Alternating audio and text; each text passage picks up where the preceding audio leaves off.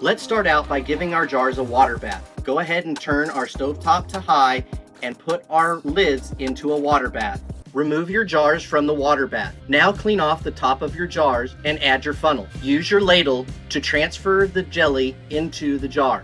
Fill it until there's about 1/4 of an inch between the jelly and the top of the jar. Now grab a lid. Place the lid on top of the jar, screw the band down tightly by hand, and then use the tightener to give it just a little more. Now we're going to take the jelly and put it back in the pot for 5 to 10 minutes. Now place the jars on a heat-safe surface. Lastly, wipe off any excess water. Now that the jelly has had time to cool down, let's go ahead and give it a try. Okay, you ready? Mm-hmm. Let's do it.